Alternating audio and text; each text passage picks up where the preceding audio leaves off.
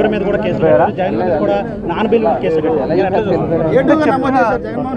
ఇప్పుడు జగన్మోహన్ రెడ్డి గారు వాళ్ళు ఏమనుకున్నారంటే కానీ ఇంకా వైఎస్ఆర్ కాంగ్రెస్ పార్టీ 164 సీట్స్ ఎప్పుడైతే వాళ్ళకి వచ్చినాయో ఇంకా రాదు వైఎస్ఆర్ కాంగ్రెస్ పార్టీ, దీన్ని భూస్థాపితం చేస్తామనే ఒక ఇంటెన్షన్లో వాళ్ళు వెళ్ళిపోయినారు.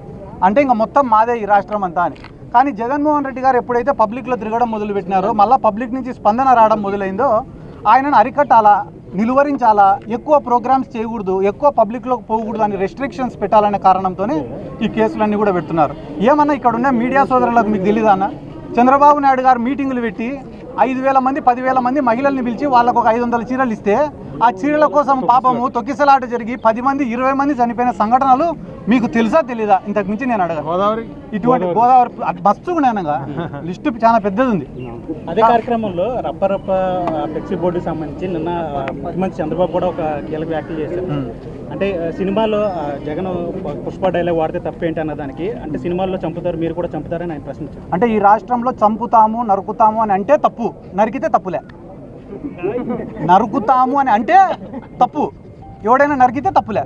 పల్నాడులో నరికినారు, అనంతపురంలో నరికినారు, కర్నూలులో నరికినారు, రోజు పల్నాడు జిల్లాలలో నరుకుతూనే ఉన్నారు.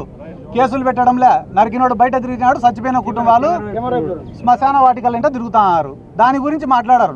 నరుకుతామనే పదం మాత్రం ఎన్డీటీవీలో వచ్చింది. ఈడ కూడా ఉంది ఎన్డీటీవీ. ఏందన్నా ఎంతవరకు న్యాయం అని నేను అడుగుతున్నా. ఆ రోజు మీరు రప్పరప్ప గురించి మాట్లాడుతున్నారు కదా, జగన్మోహన్ రెడ్డి గారు గంటన్నర మాట్లాడినాడు ప్రెస్ మీట్. ఎంతసేపు? గంటన్నర.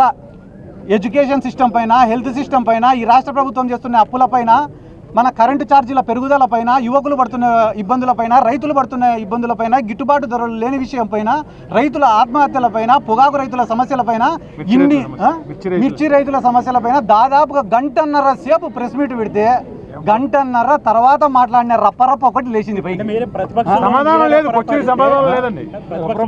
రప్పరప్పాడిస్తానంటే అధికార పక్షంలో మేమేం చేయాలని చేస్తున్నారు కదా ఆల్రెడీ. ఇంకా మళ్ళీ కొత్తగా చేసేది ఏముంది?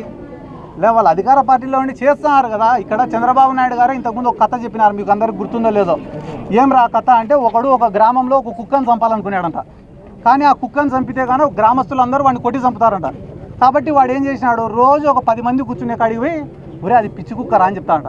మళ్ళీ ఇంకో గుంపు కాడికి పోతాడంట, ఒరే ఆ కుక్క నిన్ననే ఒక ముసలోని గరిచిదిరా అని చెప్తాడంట. మళ్ళీ ఇంకో గుంపు కాడికి పోతాడు, ఒరే ఆ కుక్క నిన్ననే చిన్న పిల్లోని గరిచిదిరా అని చెప్పి వన్ ఫైన్ డే ఆ కుక్కను చంపుతాడంట. చంపితే గ్రామస్తులందరూ అబ్బా పిచ్చి కుక్క చచ్చిపోయింది రాన్నారట. అట్లా ఈరోజు రాష్ట్రంలో నువ్వు తప్పు చేయాల్సిన అవసరంలే.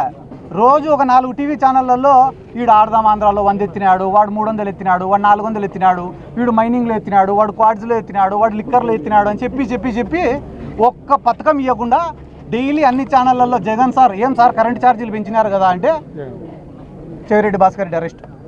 ఏం సార్ తల్లికి వందనం ఇయ్యాలా మీరు అంటేనే వెంటనే రేపో ఎల్లుండో సిద్ధార్థ రెడ్డి అరెస్టు, 3వ రోజు మా రాజన్న అరెస్టు. అనగా అరెస్టులను చూపించుకుంటా వీళ్ళు రాక్షసులు అని చెప్పుకుంటా ఈ రాష్ట్ర ప్రజలకు మొత్తం సున్నం పెట్టే ఆలోచనలో వీళ్ళు ఉన్నారు. మీ పార్టీ కీలక నేత కొడాలి నాని అరెస్ట్ గురించి ప్రచారం జరుగుతుంది. ఆయన ఆరోగ్య పరిస్థితి బాగాలేదంటున్నారు. అసలు ఆయన ఎక్కడ ఉన్నారు ఇప్పుడు? వైసీపీ నాయకులంతా కొలంబో వెళ్తారని చెప్పి టీడీపీ ప్రచారం జరుగుతుంది. నిజంగా మీరంతా కొలంబో వెళ్తారా? నా పాస్పోర్ట్ కూడా పోలీసు వాళ్ళ కాడనే ఉంది. నేనే కొలంబో పోతా. నా పాస్పోర్ట్ కూడా పోలీసు వాళ్ళ కాడనే ఉంది. ఇంపాసిబుల్, నేను పోవాలనుకుంటే పోలేను.